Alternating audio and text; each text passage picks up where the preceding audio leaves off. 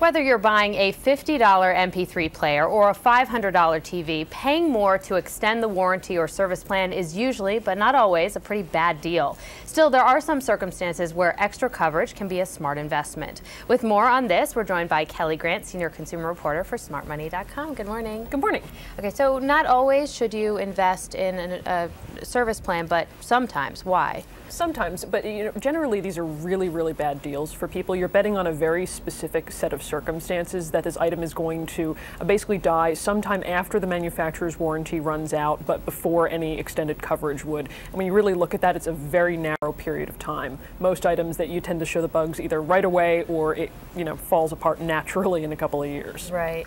Is there a price point at which you should start considering, yeah, this is a good deal?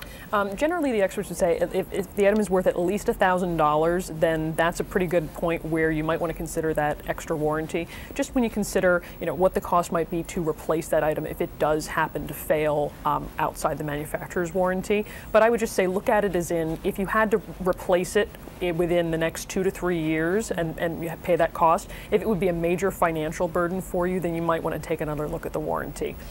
Better to pay the $100 for a Dell extension than to buy a $2,000 computer. Yeah, absolutely. That can be a big investment.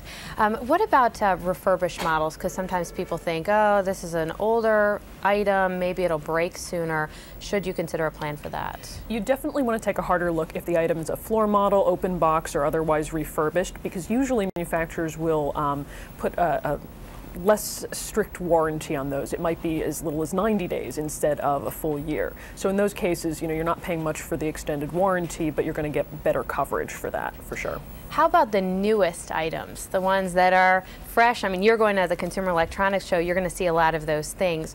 Should you consider that because we haven't seen it around yet?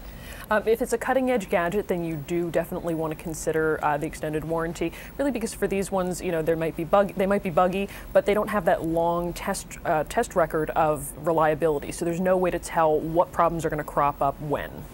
There are some items that we've seen that I feel like every other day I'm hearing about a problem. They seem prone to it.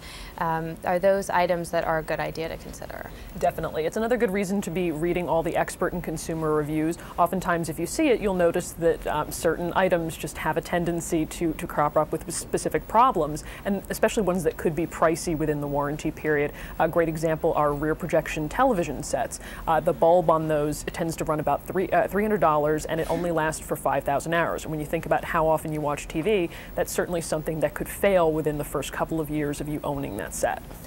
Probably, and for me, the biggest item I'm curious about is the cell phone, because I just went the other day to look at one and they said, do you want this care product to come along with it? Because those items, we can drop them. Fragile items, what should you do? If the item is fragile, the cell phones like you mentioned, laptop computers, digital cameras, and you're really, hauling it around and have the potential to do some damage to it, definitely consider the extended plan, but make sure specifically that it covers accidental damage. Not all of them do, but if it does, it's certainly something that can pay off. Sprint charges $4 a month for some of its protection plans, and that could really save you a lot if you had to replace a Palm Pre, which runs $550 to replace if out of contract. Okay, and that can get expensive. Kelli Grant, senior consumer reporter for SmartMoney.com. Thanks so much. Thank you.